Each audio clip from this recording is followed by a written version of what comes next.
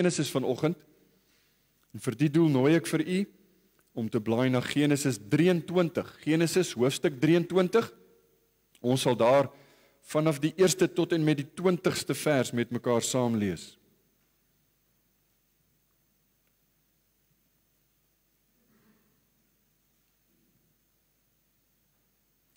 Genesis hoofstuk 23. Nou ons gaan so 'n bietjie spoed optel, want ons gaan vanoggend die hele hoofstuk 23 hanteer. Hier is ons nou by 'n oorgangsfase in die verhaal of die vertelling van Genesis, want hoofstuk 23 gaan oor die dood van Sara en die familiegraf wat Abraham gekoop het. Hoofstuk 24 gaan oor Isak se troue met Rebekka. Hoofstuk 25 gaan ons praat oor die dood van Abraham. So daar's ons, jy kom agter, ons gaan nou so 'n bietjie 'n oorgang in Genesis beleef. Maar terwille van die feit dat u nou dink, hoe lank gaan ons hier wees vanoggend? Hoofstuk 23 gaan ek vanoggend so hanteer. Ons gaan dit lees en dan gaan ek vinnig 'n oorsig gee om te vertel wat presies daar gebeur het, met 3 hoofpunte basies aan die einde. Net 3 gedagtes wat sigbaar is reg deur die lewe van Abraham. So wanneer ons dit lees, probeer dink aan dit wat ons tot dusver geleer het van Abraham en kyk of u dit kan invoeg in dit wat ons dan ook sien. Genesis 23, ek lees vir in die ou vertaling. Ons lees vanaf vers 1 tot en met vers 20. Die vertalers het gesê dood van Sara en haar begrafnis. En die lewensdae van Sara was 127 jaar. Dit was die lewensjare van Sara. En Sara het gesterwe in Kirjat Arba, dit is Hebron, in die land Kanaan. En Abraham het gekom en oor Sara, Sara te rouklaag en haar te beween. Daarna het Abraham opgestaan van sy dode af weg en met die seuns van Het gespreek en gesê: Ek is 'n vreemdeling en bywoner onder julle. Gee my 'n graf as besitting by julle, dat ek my dode van my af weg kan begrawe. Toe antwoord die seuns van Het vir Abraham en sê aan hom: Luister na ons, my Heer. U is 'n vors van God onder ons. Begraaf u dode in die beste graf wat ons het.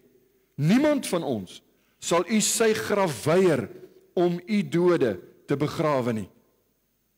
Toe staan Abraham op en buig hom voor die volk van die land, voor die seuns van Het.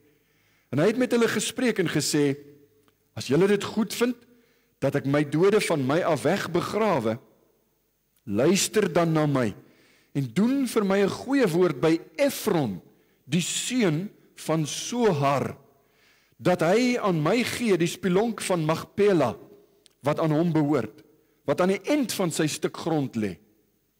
Laat hy dit vir die volle som aan my gee, dat ek 'n graf onder julle mag besit. En Efron het tussen die seuns van Het gesit. Toe antwoord Efron die Hetiet vir Abraham voor die ore van die seuns van Het, van almal wat in die poort van sy stad ingegaan het: Nee, my Heer, luister na my. Die stuk grond gee ek aan u, ook die spilonk wat daarin is, dit gee ek aan u. Voor die oë van die seuns van my volk gee ek dit aan u. Begraaf u dode. Daarop het Abraham hom voor die volk van die land neergebuig en met Efron gespreek voor die ore van die volk van die land: Ja, as dit u is, ag, luister na my. Ek gee die geld vir die stuk grond. Neem dit van my aan, dat ek my dode daar kan begrawe. En Efron het Abraham geantwoord en aan hom gesê: My Heer, luister na my, 'n stuk land van 400 sikkel silwer, wat is dit tussen my en u? Begraaf maar u dode. Toe luister Abraham na Efron, en Abraham het aan Efron die geld afgeweeg, waarvan hy gespreek het voor die ore van die seuns van Het, 400 sikkels silwer, gangbaar by die koopman. So dan die stuk grond van Efron, wat in Magpela teenoor Mamre lê, die stuk grond en die spilonk wat daarin is, en al die bome op die stuk grond wat op die ganse gebied daarvan rondom staan, die eiendom van Abraham geword, voor die oë van die seuns van Het, voor almal wat in die poort van sy stad ingegaan het. Daarna het Abraham, toe sy vrou Sara begrawe in die spelonk van die stuk grond van Magpela, oostlik van Mamre, dit is Hebron in die land Kanaan. So is dan die stuk grond en die spelonk wat daarin was, deur die seuns van Het aan Abraham afgestaan, om dit as graf in eiendom te besit. Ons lees tot daar in die onfeilbare woord van die Here. Kom ons bid saam. Ek gaan vra dat die manne staan, ouder gewoonte, ons nader tot die troon van genade.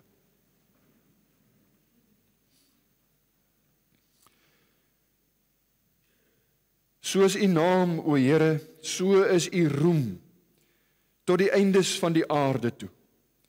U regterhand is vol geregtigheid. Laat die berg Sion bly wees, laat die dogters van Juda juig oor u oordeele. Gaan rondom Sion, trek daaromheen, tel sy torings, let op sy skanse, wandel deur sy paleise, sodat julle dit aan die volgende geslag kan vertel, dat ons God 'n ewige God is, ewig en altyd. Hy sal ons lei tot die dood toe.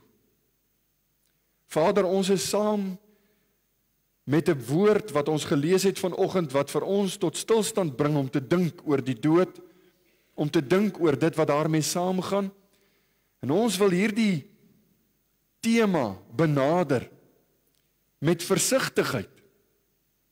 Enerzijds omdat ons onkundig is daaroor, maar anderzijds omdat ons weet by u alleen is die lewe. U is die een wat goed is vir u kinders, vir Israel. Dankie dat ons voor u kan buig in aanbidding.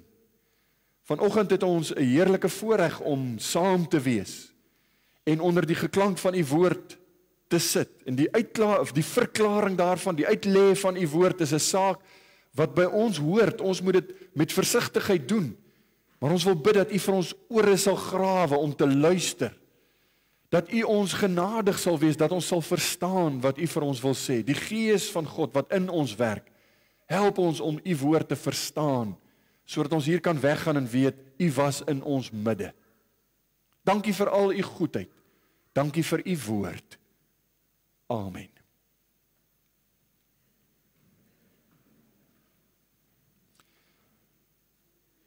Ek gaan dalk 'n baie onbillike vraag vra, want u ken al reeds die antwoord as gevolg van dit wat ons gelees het. Watter vrou in die Bybel dink u is die beste voorbeeld vir vrouens om na te volg? Die meeste mense, as hulle nie weet watter deel ons lees nie, sal sê dalk Maria Magdalena, dalk Hanna, die moeder van Samuel. Daar's 'n klompie vroue waarvan die Bybel praat, mooi voorbeelde vir die dames om na te volg. Maar ek verstout my om vanoggend aan die voor te hou as die mees uitstaande voorbeeld van 'n vrou wat 'n geloofsheldin was. Sara, die vrou van Abraham.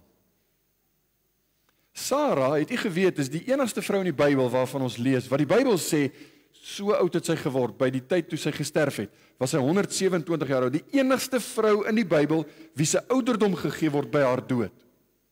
Dis interessant, né? Ek dink, Sara word voor ons gestel as 'n voorbeeld om na te volg.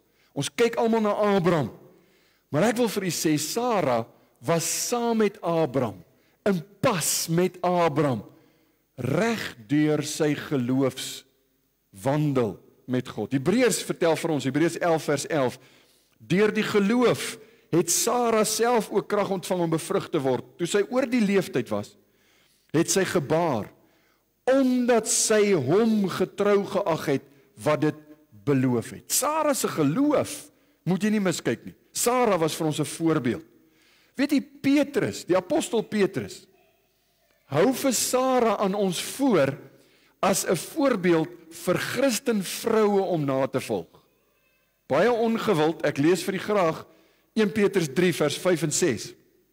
Want so het vroeër ook die heilige vroue wat op God gehoop het, hulle self versier en hulle was aan God en hulle was aan hul eie mans onderdanig. Nou dit beteken in die konteks sê Petrus vir die vrouens, moenie soos die wêreld aandag op jouself trek met allerlei versierings nie. Dit beteken nie is verkeerd om jou hare te kam en jou mooi te maak nie.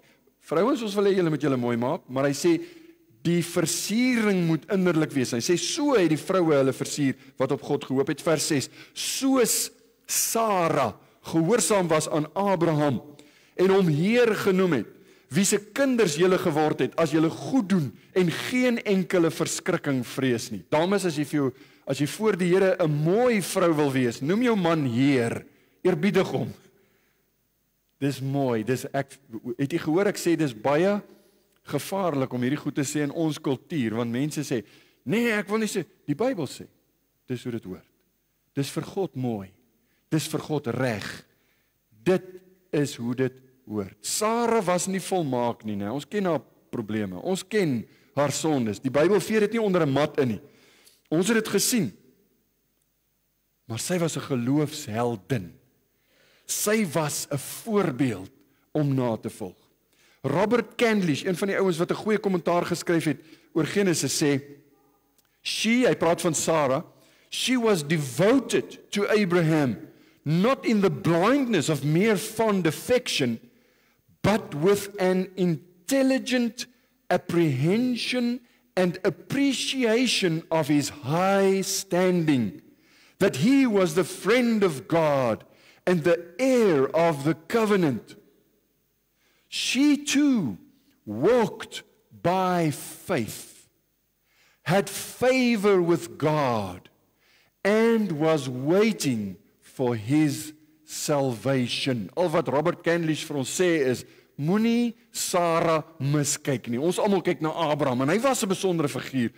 Sara was saam met hom, in pas, geloofsheldin wie sy was. Die eerste 2 verse vertel van haar dood. Nou gaan ek vinnig deur die hoofstuk draf met 'n baie lang inleiding en dan kortliks 3 punte net aan die einde noem. Die eerste 2 verse vertel vir ons van haar dood. En die lewensdae van Sara was 127 jaar. Dit was die lewensjare van Sara. En Sara het gesterwe in Kirjat Arba, dit is Hebron, in die land Kanaan, en Abraham het gekom om oor Sara te rouklaag en haar te beween.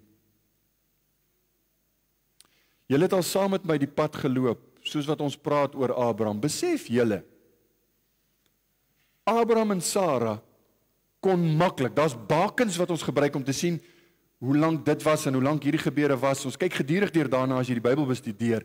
Ons het nie presiese bakens hier nie, maar dit kon baie maklik, heel moontlik, oor 100 jaar gewees het, wat Abraham en Sara getroud was, wat hulle saam was. Oor 100 jaar. As mense by ons 60 jaar lank getroud is, dan maak ons 'n groot ding daarvan, want dit is, jy kry partykeer mense wat 65 jaar getroud is. Ek het al gehoor van paartjies wat hier by 70 en 75 jaar lank getroud is, voor die een dan tot sterwe kom. Hier het jy iemand, 2 mense, waarvoor ons nou al lief geraak het. Oor 100 jaar lank, dis as hulle op die normale ouderdom getroud is, soos wat mense daardie tyd getrou het. 62 jaar sedert hulle weg is uit Haran. En Sara het saam met Abraham getrek, in Kanaan rondgetrek. Op 90-jarige ouderdom het sy swanger geword, vir Isak gehad, en God het haar jonkheid bewaar. Ons het daaroor gepraat. Maar selfs Sara moes sterf. Is dit nie? Dis so lewensgetrou. Selfs Sara, hierdie pragtige vrou, wat op haar ou dag eintlik nog jonk was. Selfs Sara moes sterf. En dit herinner ons natuurlik, elkeen van ons moet sterf. Dis die pad wat ons loop, ten spyte van al die genade wat ons het, ten spyte van die voorregte wat ons geniet, ten spyte van ons verhouding met die Here, dis die pad wat ons loop. Nou hier's in hierdie hoofstuk 2 boekmerke amper wil jy sê, dis die buiteblaaie van hierdie hoofstuk. Genesis 22 vers 2, Sara het gesterwe. Genesis 23 vers 19, Abraham het Sara toe begrawe. En tussenin vind jy die woorde graf of sterf of dode, al hierdie verwysing na graf en dood en sterwe, 'n hele paar keer. Dis so saaklik waaroor hierdie hoofstuk handel. En ek wil vir u iets sê oor dood en oor begrafnis en oor hierdie tipe van dinge. Ek dink, en ek is nie baie oud nie, maar ek het al heelwat mense begrawe as predikant. Het ek al mense begrawe en ek het al begrafnisse gelei, waar ek vir u kan sê, jy kan duidelik sien die verskil tussen iemand wat sterf sonder God En iemand wat sterf, soos die Bybel sê, in die Here Jesus. Iemand wat as 'n kind van God sterf. By so 'n begrafnis, by 'n kind van God se begrafnis, is daar 'n getuienis wat na vore kom, bloot net in die gesindheid wat jy beleef op die begrafnis. Hartseer, ja, goed en reg, dit moet so wees, ons gaan nog daaroor praat. Maar daar is 'n tipe aanvaarding, vrede, as jy wil. 'n tipe, laat God God wees, ongeag hoe oud die persoon was. Dit is belangrik dat ons sal besef, as kinders van God, as ek sê ek is 'n kind van God, die manier waarop ek lewe in die lig van ek moet sterwe, die manier waarmee ek praat oor die dood, die manier waarna ek kyk na die dood en praat oor die lewe na die dood en 'n hoop in my saamdra en illustreer, al hierdie dinge is eintlik maar net 'n illustrasie vir ander, wat wys of ek waarlik vrede het met God. Bruce Waltke skryf oor die gedeelte en hy sê, "The care with which Abraham buries her reveals great respect for life, for the body and for death." Ons liggame, alhoewel dit net, ek het vanoggend met die kindertjies weer 'n kussingsloop gebruik om vir hulle te sê, die kussingsloop is eintlik maar net die liggaam. Die kussing is dit wat binne is, dis jou siel. Maar die kussingsloop is belangrik. Die liggaam is belangrik. 1 Korintiërs 15 praat van die liggaam wat opgewek word en die manier waarop ons mense van ons eie mense begrawe, die manier waarop ons na ons liggaam ook omsien en dit probeer versorg en tot eer van die Here elke dag gesond hou en versorg. Dis maar wat ons doen. Dit beteken ons glo die Bybel.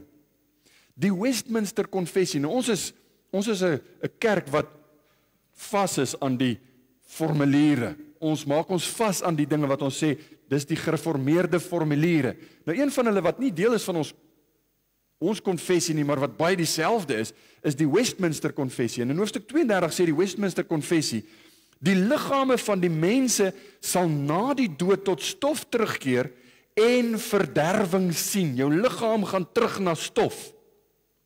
Maar hulle siele, wat nog doodgaan, nog slaap, besit onsterflikheid, wat onmiddellik tot God hulle gewer terugkeer. So as jy sterf, is jou siel by die Here, jou liggaam word in die graf neergelê, maar hierdie liggaam sal opgewek word. Dis wat ons sê as ons bely, soos vanoggend met die geloofsbelydenis, ek glo in die opstanding van die liggaam, omdat Jesus liggaamlik opgestaan het, glo ons ook aan die opstanding van my liggaam. En dit maak dat ek 'n bietjie anders dink oor die dood, né? Dit maak dat ek heeltemal anders kyk na hierdie hele proses. Hier gaan dit oor Abraham se rou. Vers 2 gaan verder. En Abraham het gekom om oor Sara te rouklaag en haar te beween. Trane, wil ek vir u sê, trane vir 'n kind van God is nie net 'n manier wat God gegee het om uitdrukking te gee aan ons hartseer nie. Dit is ook in 'n sekere sin 'n verligting. Somstyds moet 'n mens huil om jouself te kan handhaaf. Dis nodig. Dis nie verkeerd om te huil by 'n begrafnis nie. Abraham en Sara, ek het vir julle gesê hulle was baie lank getroud. As hulle op normale ouderdom getroud was, definitief oor die 100 jaar getroud. Sielsgenote. Hoe sou dit lyk as Abraham vir Sara begrawe het, bot, stroef, sonder om te huil, sonder om enigstens rou deur te gaan? Hoe sou dit vertoon? Jy sou frons en dink, wat gaan hier aan? Nou die formele rouproses in daardie tyd sou so lyk. Jy skeur jou klere. Jy krap jou hare die mekaar, as dit nie so kort is soos myne nie. Krap jou hare die mekaar. Jy gooi as op jouself. Jy sit gewoonlik op 'n plek en jy gooi as in die lug op, laat dit op jou val as 'n bewys dat jy vir 'n tydperk jouself in rou dompel. Jy's hartseer. Jy wys dit vir ander. Dis die eerste keer dat ons lees. Ons het nou baie geleer van Abraham. Het jy opgelet? Ons het nooit van Abraham se trane gelees nie. Hy het nie gehuil toe Lot weggevoer is nie. Hy het nie gehuil by ander gebeure nie, dinge wat hy ook al deurgegaan het. Daar was nooit trane nie. Hier lees ons van hy het geween. En daar's 'n goeie rede om op die regte manier te rou. Hoekom sê ek so? Kyk na die voorbeeld van die Here Jesus, kyk na die voorbeeld van ander Christene. In die aangesig van die dood wat ons grootste vyand is daar hartseer. Dis hierdie onnatuurlike ding wat gebeur. Onthou, Paulus sê in 1 Tessalonisense 4 vers 13, broeders, ek wil nie hê dat julle onkundig moet wees met betrekking tot die ontslapenis nie. As daar van julle mense doodgaan, moenie onkundig wees nie. Hy leer ons omtrent hierdie dinge, dan sê hy, sodat julle nie treur soos die ander wat geen hoop het nie. So daar's verskillende maniere om te treur. Vir die kind van God is dit 'n hartseer saak. As iemand na aan my moet sterf en ek gaan daardie persoon mis, wie dit ook al mag wees, is daar trane, daar's 'n leegheid, daar's 'n leemte. Dis hartseer, dis reg om te huil, dis reg om te rou. Maar die treur is op 'n ander manier as iemand wat geen hoop het nie. Iemand wat hopeloos in hierdie wêreld is. Iemand wat lewe asof die lewe is die einde van alles. Dink aan ons voorbeeld. Die Here Jesus, ons volmaakte voorbeeld moet ek sê. In Johannes 11 vers 35, die kortste versie in die Bybel, dis seker, ek weet nie, 5 minute, 3 minute, voordat hy vir Lazarus opwek uit die dood, en tog sê die Bybel, Jesus het geween. Daar is 'n diepe hartseer. En ek dink kinders van God moet weet, om 'n kind van God te wees, maak jou nie minder mens nie, dit maak jou meer mens. Dit bring jou meer in aanraking met gevoelens op die regte manier om dit so te beleef. Dis wat ons sien in Abraham se lewe. Abraham rou. Salomo het in sy wysheid geskryf, Prediker 3 vers 4, daar is 'n tyd om te ween, daar is 'n tyd om te weeklaag. Daar is 'n tyd daarvoor.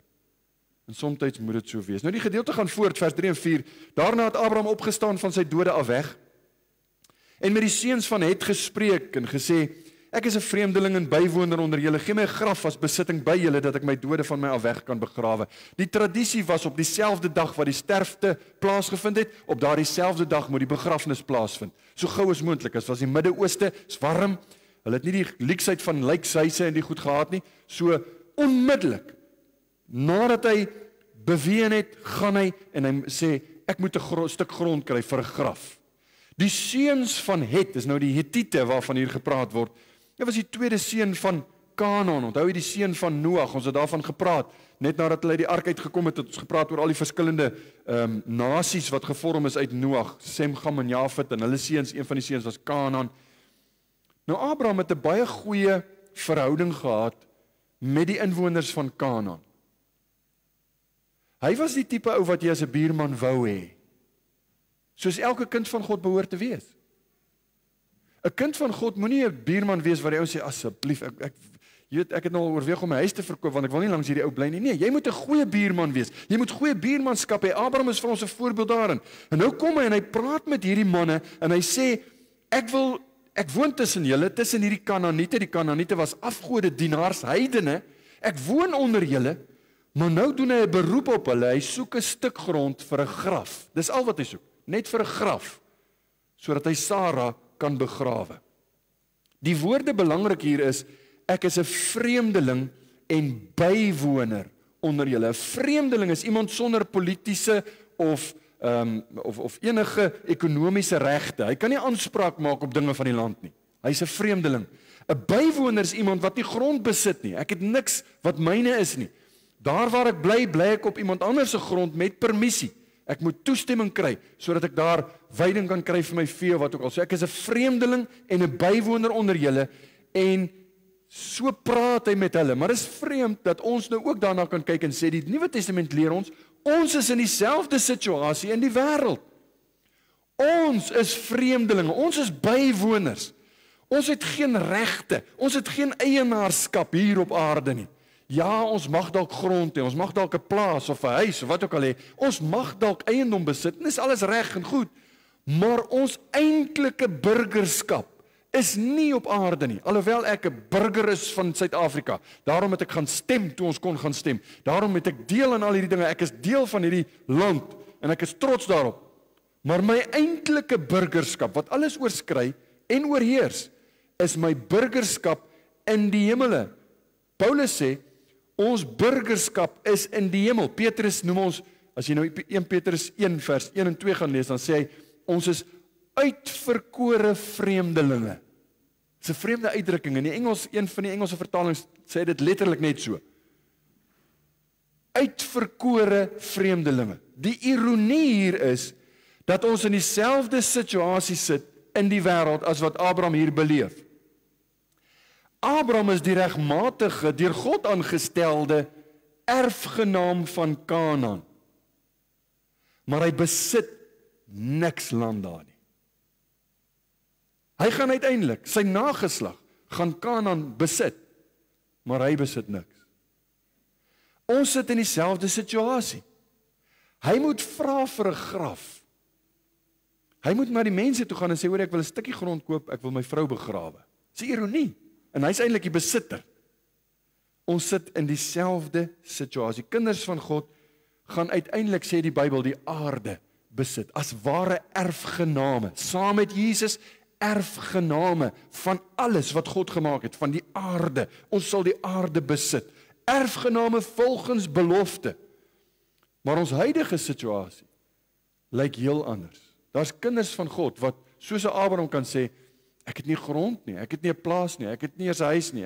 Daar's kinders van God wat in dieselfde situasie is.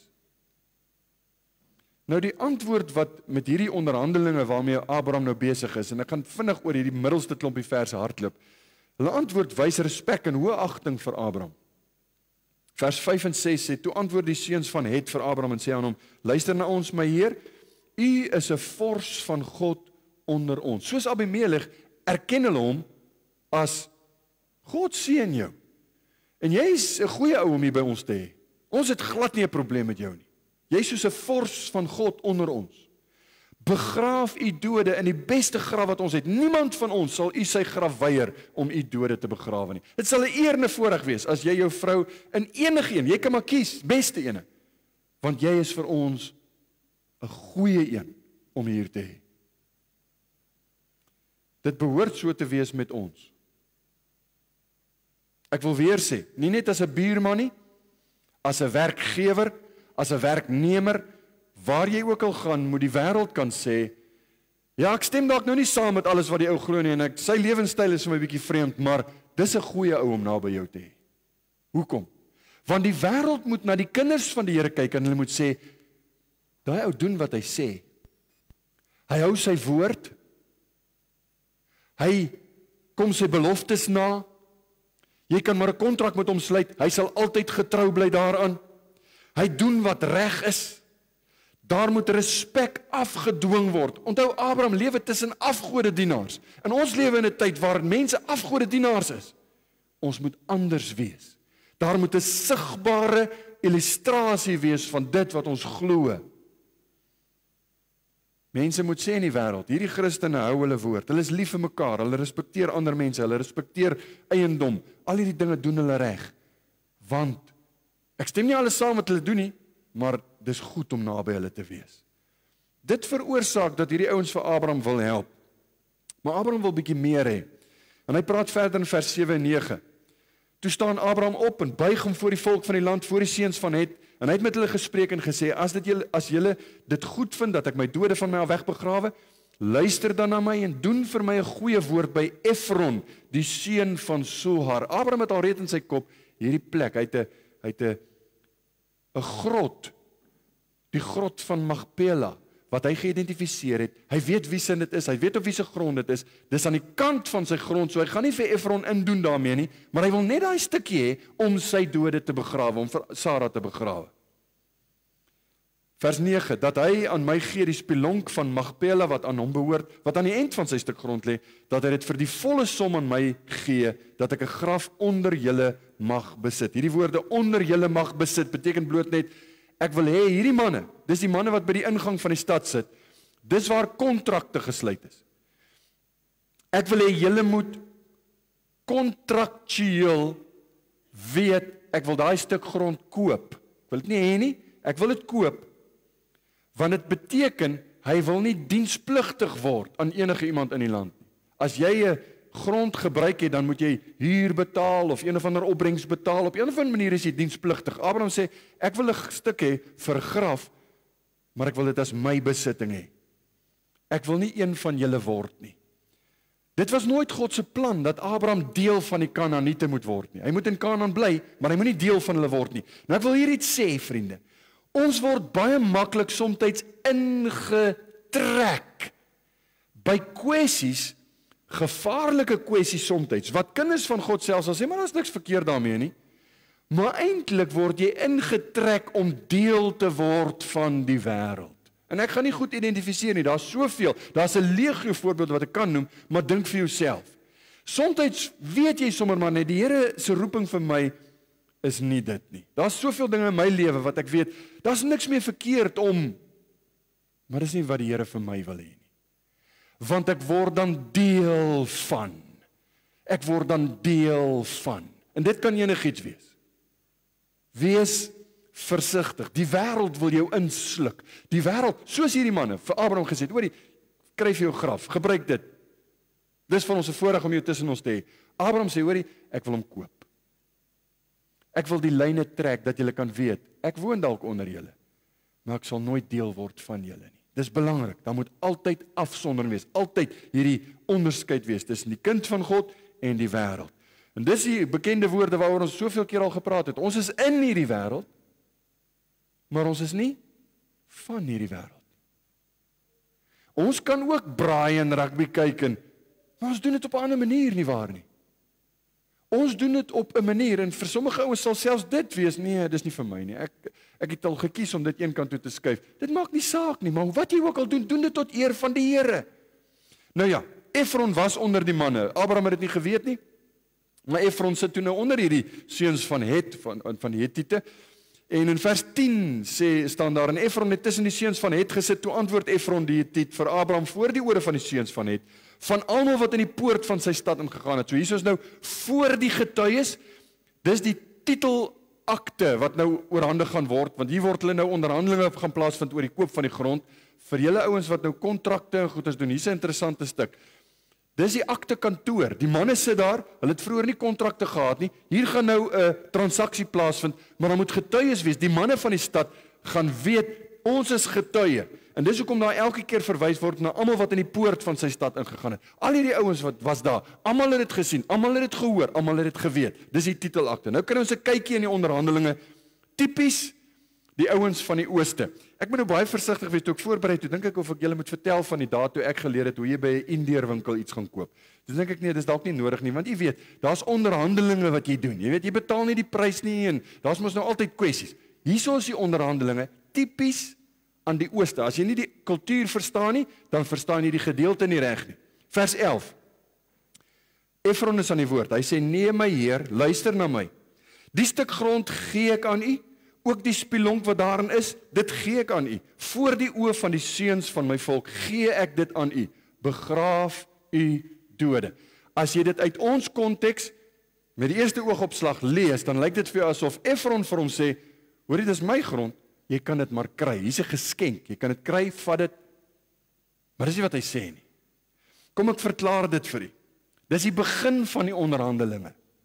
Efron sê eintlik net hier vir Abraham, ja, ek is hier, dis my grond, ek is gewillig om dit aan jou te verkoop. Dis al wat hier gebeur. Hy sê nie, ek sal dit vir jou gee nie, hoor. Hy sal dit nooit weggee nie. Jy kan dit maar koop.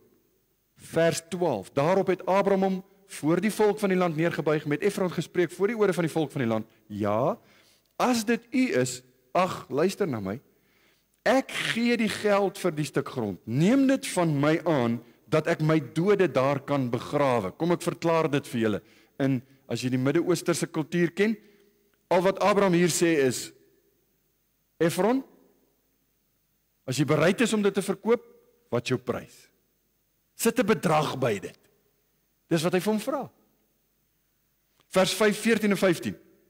Efron het Abraham geantwoord en aan hom gesê, my Heer, luister na my, 'n stuk grond van 400 sikkel silwer. Wat is dit tussen my en u? Begraaf maar u dode. En hier begin die onderhandelinge. En ek dink die ouens wat deel was van die aktekantoor, die ouens wat deel was van die gebruikelike onderhandelinge daar, hulle het hulle hande gevryf en gesê, goed, hierso het ons nou Abraham teen Efron. Ons gaan kyk hoe loop hierdie onderhandelinge, want dis wat hulle nou gaan doen. Ons gaan onderhandel.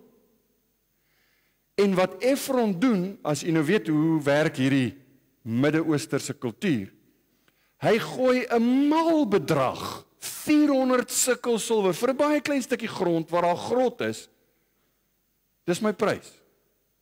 Met die ooreenkoms, Abraham moet nou vir hom sê, soos wat ek sou sê, wat, is jy mal? 400 sikkel silwer vir daai stukkie grond, draai om en loop. En hy roep agterna, nee, wag, ons kan mekaar iewers. Dis hoe die onderhandelinge werk. So, tot almal se verbasing, vers 16. Toe luister Abraham na Efron, en Abraham het aan Efron die geld afgeweeg waarvan hy gespreek het voor die ore van die seuns van Het. 400 sikkel silwer, gangbaar by die koopman. Nou ek wil vinnig vir julle 400 sikkel silwer in konteks sit, want ons het geen idee hoeveel is 400 sikkel silwer nie. Dit was in 'n tyd, onthou, waar daar nog nie 'n amptelike munt was nie. Hulle het nie 'n valuta gehad wat gesê het, dit is wat 'n muntstuk werd is, of dis wat 'n muntstuk moet weeg nie, want hulle het nie gesê, daar was nie valuta nie, hulle het hom geweeg. So, die beste wat hulle kon kom aan die valuta was, dit wat vir die koopmans aanvaarbaar was, en dit was 'n goeie valuta. Dit was die beste valuta van jou dag, van daardie dag. So, in ons konteks, sit Efron en Abraham sê, maak jou prys. Efron sê, 400 sal dit vir my doen. In sy gemoed, 400 rand. Abraham sê, is reg, hier's $400. Die beste valuta. Dis waarmee hy hom koop. Dis waarmee hy hom betaal. Kan ek vir julle 400 sikkels in konteks sit? Honderde jare daarna, ek het nie presies gaan kyk nie, maar dis 'n hele paar honderd jaar daarna, het die bose koning Omri van Israel 'n stuk land gekoop wat groot genoeg was vir Samaria, want dis waar hy sy stad wou bou, Samaria. 'n groot genoeg land vir Samaria en omstreke vir, laat ek net vinnig seker maak voor ek jok, 50 sikkel silwer. 50 sikkels. Hier kom Omri, hy begin sy onderhandeling op 'n maalprys van 400 sikkels en Abraham gee vir hom goeie valuta. Hier is die geld. Die beste valuta van sy dag. Nou is daar 'n paar goed wat ek wil sê. In die eerste plek, ons sien in Abraham se lewe, daar behoort geen konflik te wees tussen 'n heilige karakter en goeie, wyse, bevoegde besigheid nie. Wat Abraham hier doen is nie vir hom te wys, vir ons te wys hoe moet jy betaal. Hoor, jy betaal beter as wat die ou vra nie. Dis nie wat hy sê nie. Maar ek dink daar is 'n voorbeeld van jou karakter, jou status, dit wat jou naam is belangriker somtyds as 'n goeie winskoopie. Wees versigtig. Verder moet jy vra, hoekom het Abraham dit betaal? Hoekom sal hy dit betaal? In die eerste plek want hy het dit gehad. Hy het dit sommer by hom gehad, wat op sigself iets sê van hierdie man se sakke wat diep was. God het hom geseën. Hy was 'n ryk man, hy was geseënd in alle opsigte. Hy het dit gehad, hy kon dit betaal. Dit het hom nie baie seer gemaak nie. Maar die tweede plek, daardie plek was vir hom kosbaar. Hy was belangrik. Die grot by Magpela, hierdie stukkie grond by Hebron was vir hom kosbaar. Hebron is steeds vandag 'n baie besondere plek. As jy vandag na daai gebied toe gaan, dan kry jy die graf van die aartsvaders. Daar staan nou wel 'n moskee vandag, want dit is in Palestynse gebied. Nog steeds bekend, Hebron, waar Sara begrawe is. Nog steeds 'n besondere plek, maar vir Abraham was dit iets besonders. Hoekom? Want dit was naby sy woonplek. Hy kon dit baie maklik besoek. Dit was so, hy kon dit sien van waar hy gewoon het. Dit was naby hom. En dit was 'n plek waar hy gesê het, dit gaan my graf ook word. Dit was 'n familiegraf. Dit was nie net vir Sara nie. Daar's heelwat heiliges daar begrawe. Ons gaan later nog daarna sien of daarna kyk as ons verder gaan in Genesis. Verder, Hierdie net belangrik voor die ore van die mense daar, voor die volk van die land. Dit is 'n saak wat vasgestel word. Dit word reg gedoen. Die kontrak word gesluit. Ons gaan nie mekaar hier bedrieg nie. Ons doen dit reg. Dis 'n besliste saak.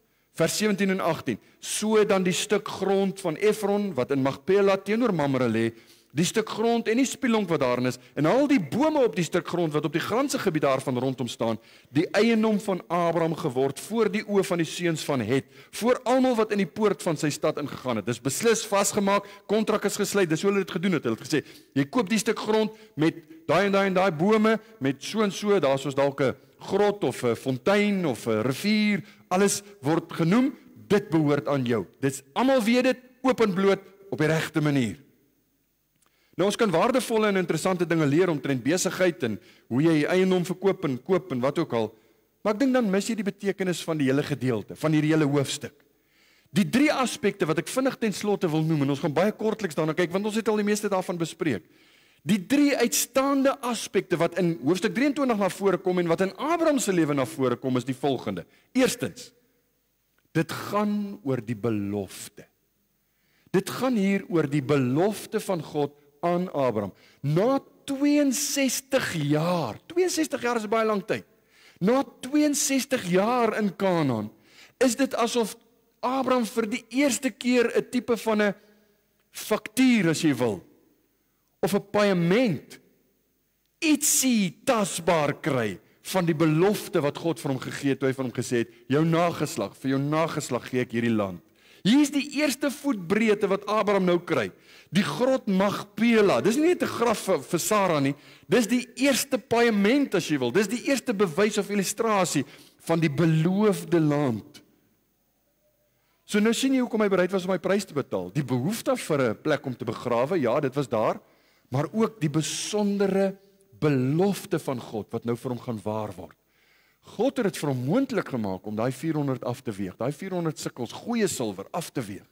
God het dit moontlik gemaak, daarom het hy die offer dadelik aanvaar en betaal. Let op hierdie woorde, vers 2, Sara het gesterwe in Kirjat Arba, dit is Hebron, in die land Kanaan. Dis die beloofde land. Dit word so genoem. Kyk na vers 19.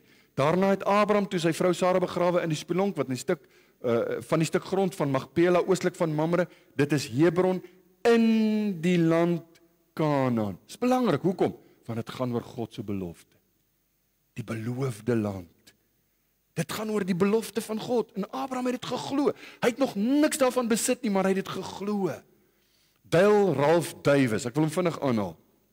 Hy sê the field and the cave where Sarah is buried are in the land. It's a tiny bit of land in the land that God promised, a mere parcel of all that the Lord pledged. But it is a bit. The Lord's promise of the land was beginning to come true for Abraham.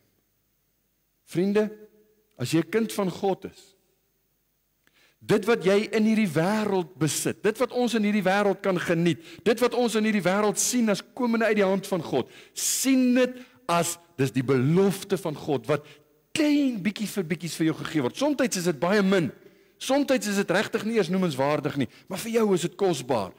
Sien dit as God se belofte wat vir jou waar word. Jy weet, ons sekerheid, die kind van God se vastigheid, lê nie in besittings of dit wat jy het of wat jy bymekaar kan maak om te wys, ek is 'n geseënde man, en kyk hoe groot is my plaas, en kyk hoe lyk my opbrengs, en kyk wat se motor ry ek, en kyk hoe lyk my huis.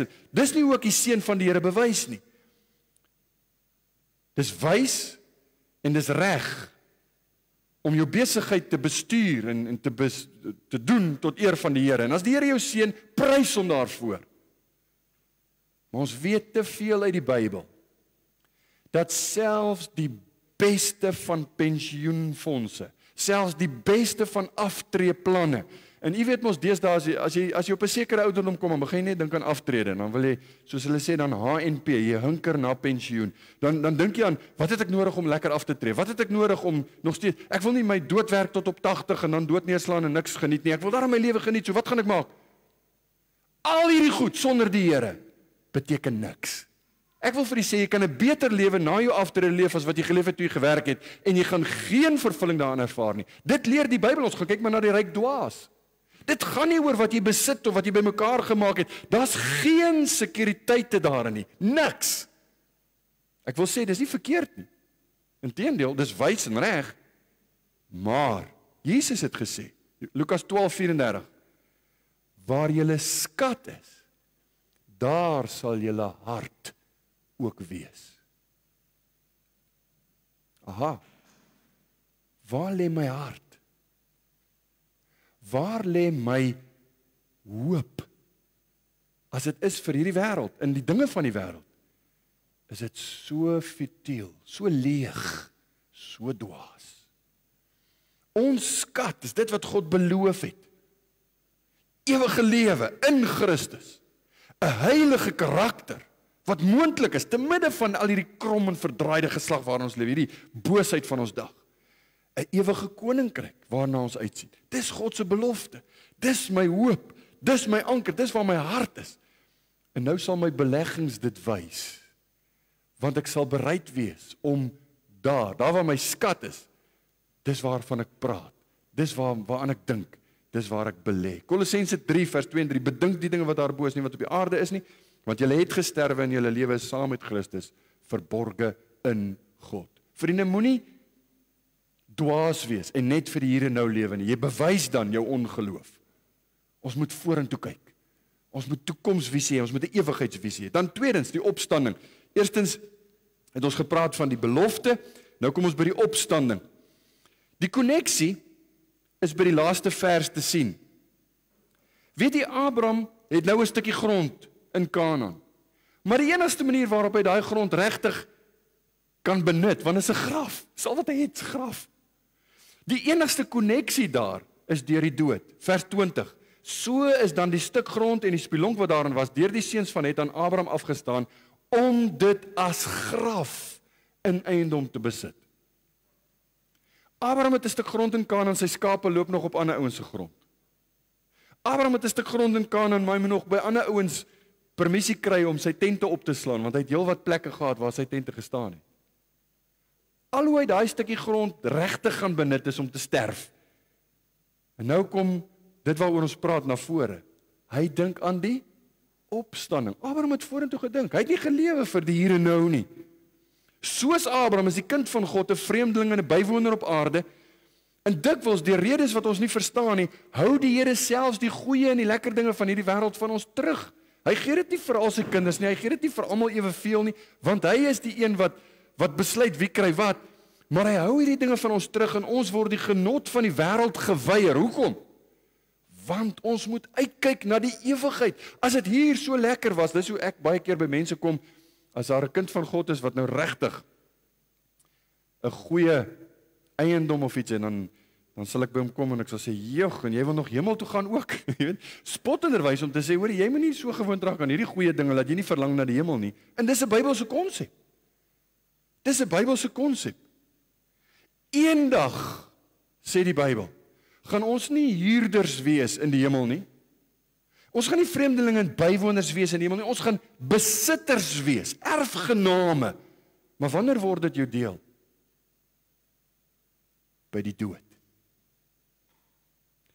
Eendag sal ek volmaak, heilig, vlekkeloos voor God staan. Wanneer word dit my deel? By die dood. Eendag sal ek rykdomme hê in al hierdie wonderlike dinge van God se skepping. Wanneer word dit my deel? By die dood. Dis daai moeilike ding vir kinders van die Here wat sê, nee, maar ek wil dit nou hê. Baie mense sê, maar ek wil dit nou hê. Ek wil dit nou geniet. Nou. Dan besef jy nie, jy's dwaas. Jy bewys jou ongeloof. Vir Abraham was dit eendag. Paulus sê 1 Korintiërs 15 vers 16 tot 19, want as die dode nie opgewek word nie, en dan sê hy vers 19, as ons net vir hierdie lewe op Christus hoop, dan is ons die ellendigste van alle mense. Luister, as jy net aan die Here vashou, want hy moet my 'n goeie werk gee, en ek sal die Here dien want ek wil net gesond wees, ek sal die Here dien want ek wil net goeders hê. Paulus sê, dan is jy die ellendigste van alle mense. Dis nie waaroor dit gaan nie. Hy gee dit vir sy bemindes in hulle slaap. Hy gee dit soos wat hy wil.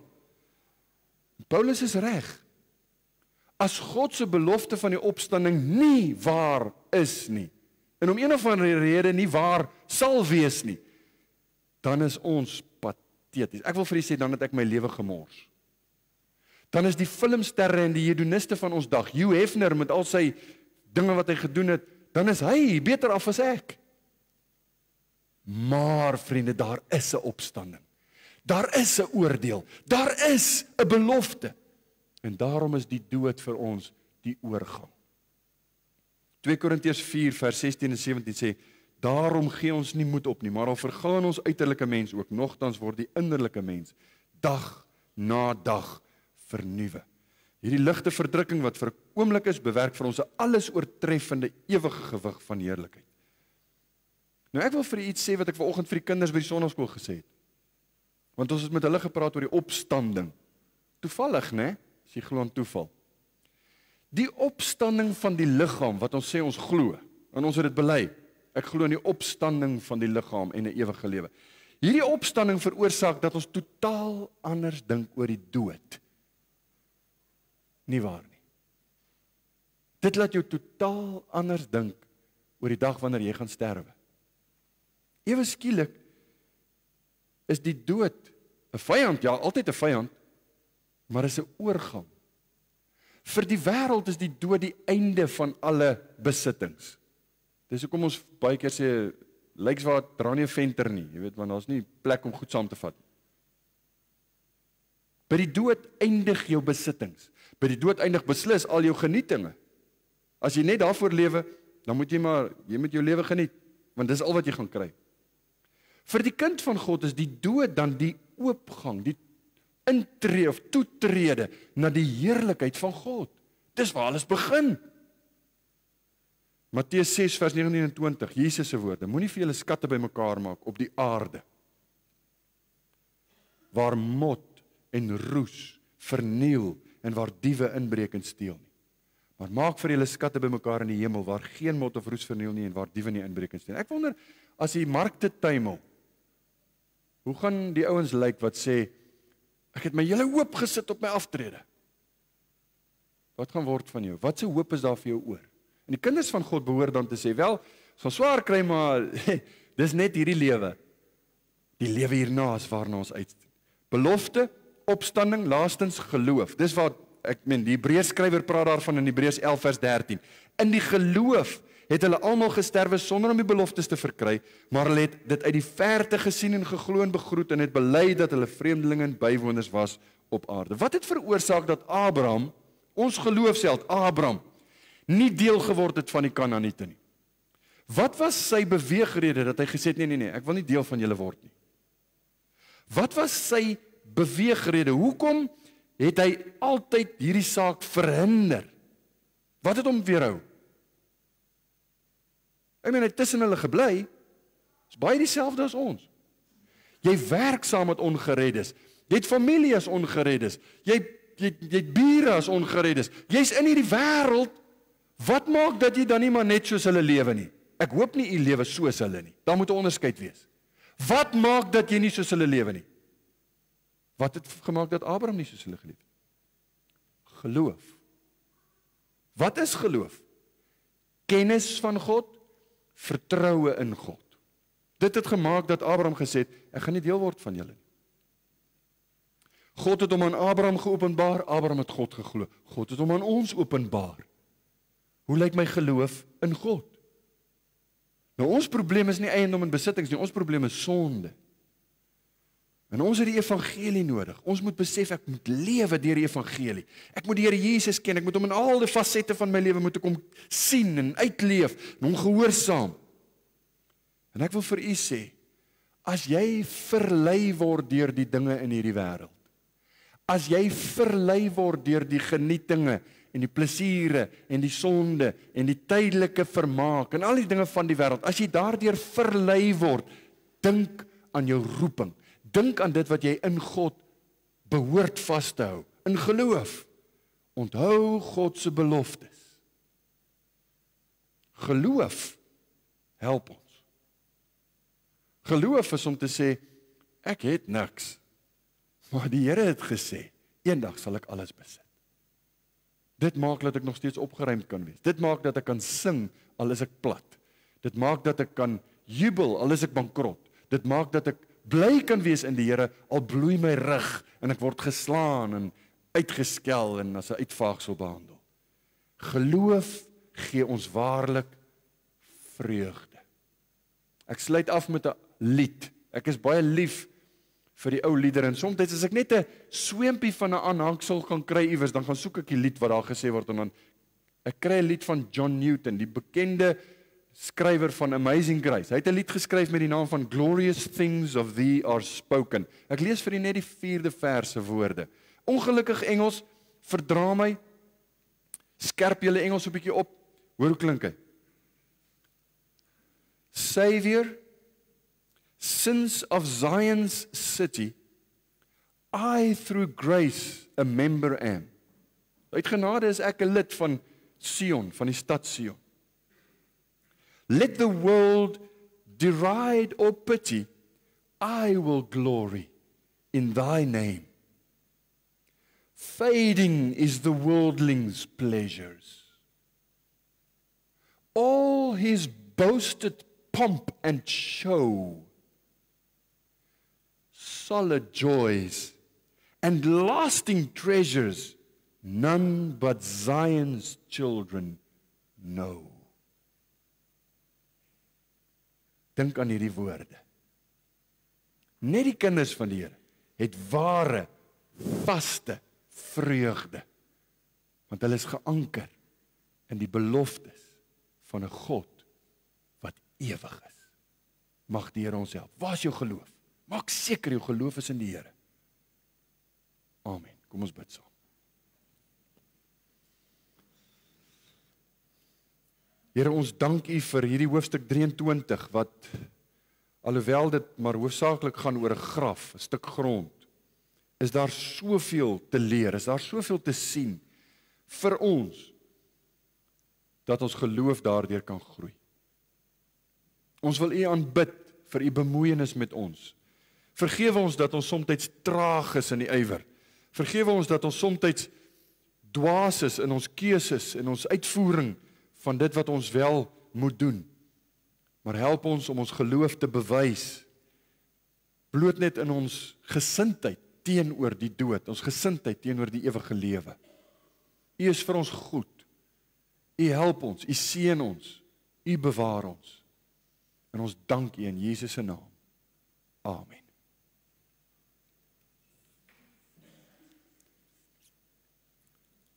Ons gaan afsluit met Halleluja lied 328. Dis 'n ou